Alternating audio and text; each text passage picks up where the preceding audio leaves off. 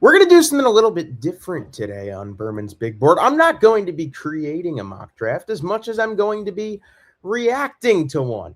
This is the post-Senior Bowl mock draft from Trevor Sycamore, who I actually met at the Haberdasher in Mobile. Great guy, and somebody who is one of the best in the business in this regard. I am really excited to see how this pans out because this is from one of the best of the best. And without further ado, enough with me creating mock drafts. Let's see what one of the best in the business has to offer. So we begin with, I'm sure I don't even need to tell you who the first overall pick was. Yada, yada, yada. We move on to number 2. Mendoza to the Raiders. This feels more like common sense and less like reaching. Ruben Bain to the New York Jets at number 2. I actually think this is better than the Jets going with a guy like Arvell Reese, who feels like such a risk. The Jets need a safer pick here, and Ruben Bain feels like the safest defensive player in the draft class. So Trevor, his logic being Bain earned an elite 92.4 PFF pass rush grade against true pass sets, and he chipped in an 86.2 PFF run grade defense. I mean, the Jets didn't I've said over and over again, the Jets have not forced a single interception all of 2025. They need somebody to get after the quarterback and force a mistake or two. So I actually really like this for the Jets at number 2. At 3, now we're talking Francis Mauigoa. Not defense for Arizona, but rather with Mike LaFleur now the head honcho for the Cardinals. How about a new big-time offensive tackle? They need offensive line help badly. So you could definitely talk me into this. I am actually so down with this for Arizona. I think they need it more than anything else. And I've sung the praises of Francis Mauigoa plenty of times on this podcast, YouTube cast, webcast, whatever you want to call it. I really like him, and I think he is the best chance at Arizona finding an answer to what has been just a brutal few years at the offensive line position, especially tackle. He has an 87.0 PFF pass blocking grade, 77.1 PFF run blocking grade. I really like him here. Now, this is a little bit of a flip-flop because most of the time I've had Mauigoa 4 to Tennessee, an edge rusher, whether it be Ruben Bain or, in this case, David Bailey going 3 to Arizona. But here they have David Bailey going to the Tennessee Titans. Yeah, he's going to have a lot of fun under Rob Saleh's system. He only typically rushes 4, which is what Rob Saleh loves to do. So far, Mendoza to the Raiders, A+. Bain to the Jets, I think, is an A. PFF has it as an A-. I would still go defense for Arizona. So I would give Mauigoa, who I think is a great player, a B+ here. Is Bailey my best remaining edge rusher? Yeah, I'd say so. You know what? I think that's an A. That is an A pick. David Bailey to Tennessee. They certainly need him. Number 5, New York Giants, Mekhi Lemon. This is another A pick. People are slowly starting to catch on to the fact that Lemon is the top receiver in this class. Someone who has a very similar skill set to another fellow USC Trojan, Amon-Ra St. Brown. I love Mekhi Lemon. He's just a stupidly good route runner. The Giants are going to need receiver help, and I'm not so sure they attack the position in free agency with some more pressing needs being the entire defense. So the idea of Mekhi Lemon coming in and playing across from Malik Neighbors, especially when Malik Neighbors might not be healthy to start the year, still coming back from an ACL tear, I'm so into this. Like, actually, and this is coming from a Giants fan, A+. A+ pick. Even with a guy like Caleb Downs available, this is about as good as they get. I really like it. I'm a huge fan. Number 6, the Cleveland Browns, Spencer Fano. I don't like this pick nearly as much. Like, I just don't. I'm not big on Fano. I understand why the pick is being made. And Trevor says it right here. He didn't have as strong of a 2025 campaign compared to his previous body of work, but he still recorded PFF run blocking and pass. Yeah, I'm not a fan. I would go wide receiver here. Now, the run on offense sets the Washington Commanders up to make a splash at defense at the number 7 pick. And whereas I'll give Cleveland a C- for the Fano pick, I'm going to give the Washington Commanders an A+ on this Arvell Reese pick. Like, this is stellar. Arvell Reese is just not someone I would take at 2, which I know the New York Jets are certainly considering, but somebody who in this spot I look at and say, oh my God, he's very easily the best player available at this point. So why not go out and take a risk on a guy that has just unbelievable athleticism at the next level? You can deploy him anywhere. Jack of all trades, master of none. I think he's a better version of what Isaiah Simmons was coming out of Clemson. I've gotten some flack for saying he reminds me so much of him, but I think that's what I think of when I think of a do-it-all type of offensive or defensive weapon. But you can, in terms of value, like, this is just such an awesome selection. Like, there's really not that much more I can say. They absolutely need defense. They need defense so badly. And to get younger at linebacker, it's a score. It's an A+. New Orleans Saints, Jeremiah Love. I love the player. Pun kind of sort of intended. I don't love taking a running back this early. I can't talk myself into it. The player is going to be awesome. Jahmyr Gibbs, but bigger, is how Trevor describes him. He has a 93.7 PFF rushing grade. Like, he's really good, but like, is the value proposition there? I don't really know. I would give it a C-. I don't like picking running backs that high. Interesting. He has the Kansas City Chiefs taking Caleb Banks, who was great in the back half of Senior Bowl practices. He's 6'6", 330 pounds. I mean, the Chiefs do need some beef up the middle. I can be talked into this. This is a B+ for me. I actually do have him ahead of Peter Woods in my defensive line rankings. And speaking of Peter Woods, this feels like a very Bengals pick, not in a good way. Like, the Bengals should go Caleb Downs here. They're not going to, because they're so scared of, everyone seems to be so scared of taking a safety that high.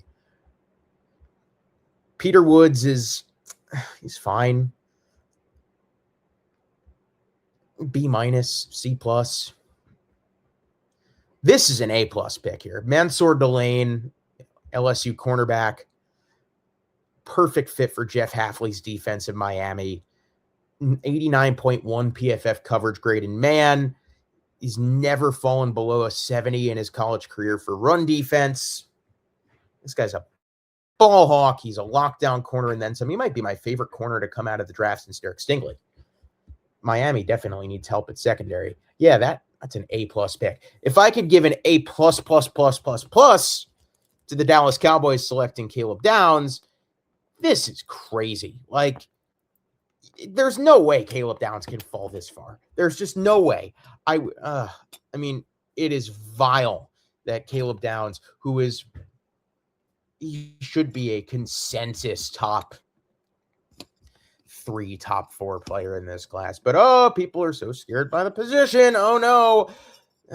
Dallas doesn't need a guy. I mean, they do. My mental health does not need a player like that in Dallas. I think that's what I'm trying to say. 13, Jermod McCoy. It would be a good pick for the Rams. He does have him going to LA, but the ACL tear just has me like very, very iffy. Very, very iffy. I'm very wary of guys coming off of injuries of that magnitude. I mean, like Trevor says, if his knee checks out medically, he'll be in range to be the top cornerback off the board. If he's healthy, then absolutely he could even go above Mansour Delane. I wouldn't put Delane over him. I mean, I wouldn't put him over Delane either way, but this is a C pick. Of course, this is the pick that they get from the Atlanta Falcons. Now, here's one that intrigues me big time. The Ravens select Carnell Tate. I think he fits the scheme that they run in Baltimore a little bit more than, say, a Jordan Tyson, but I like Tyson more as a player. He has never dropped anything this past season for Ohio State, so I get it.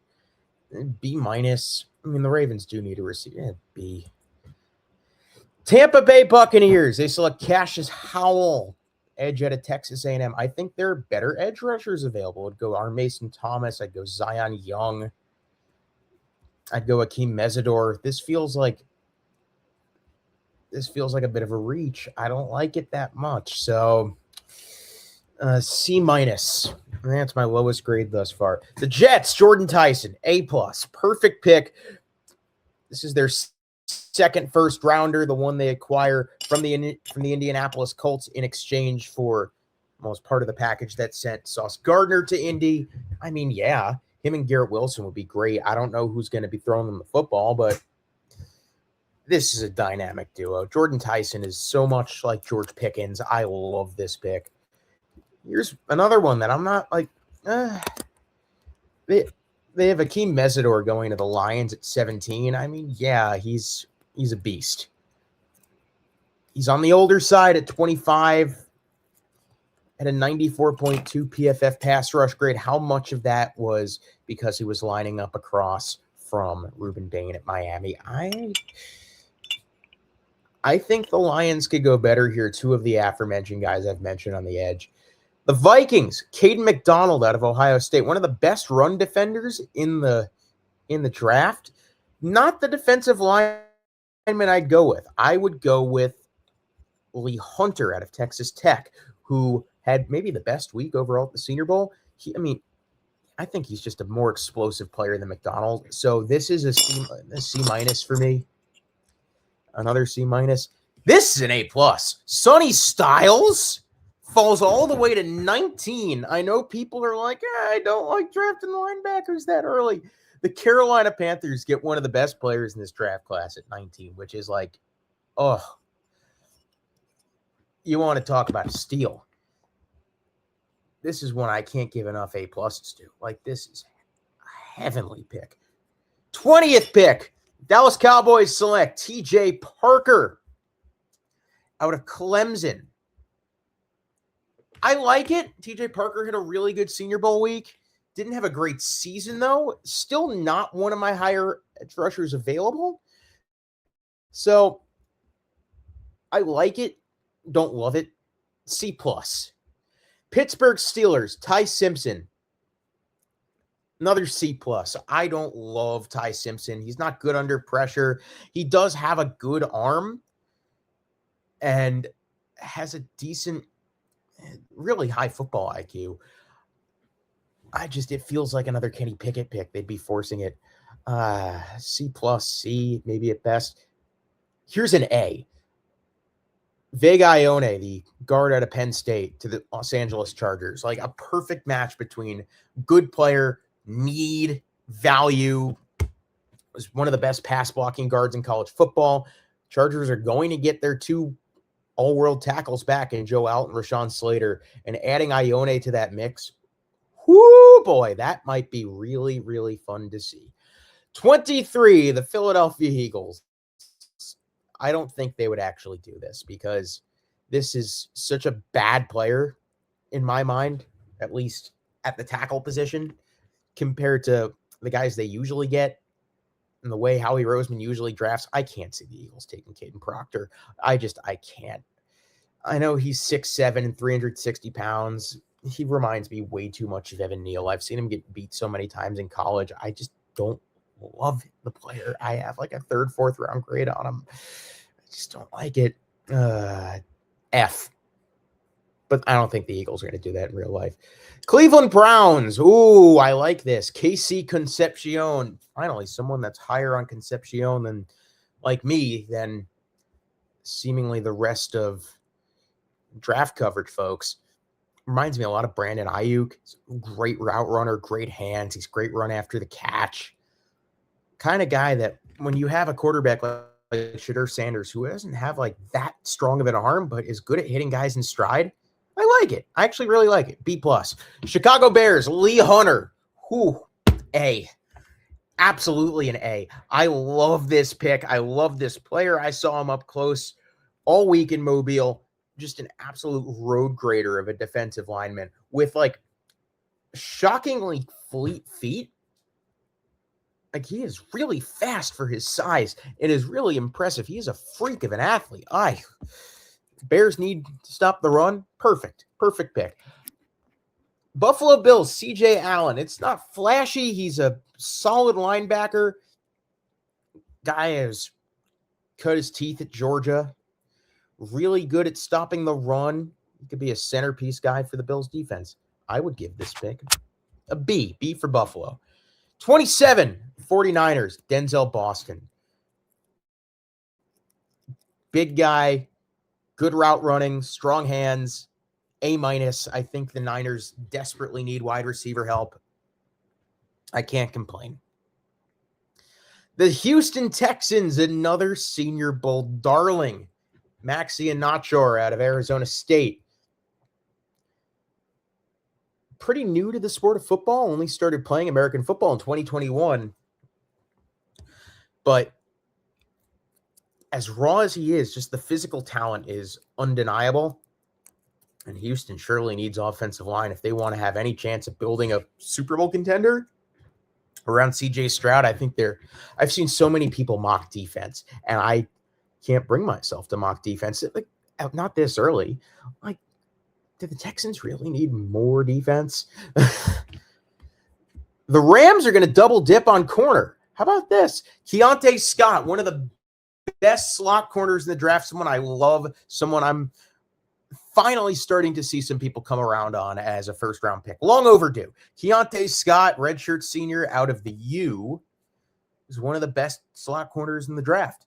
And I love seeing a guy like this get around 1 grade. I really like this pick. This is an A-. Denver Broncos.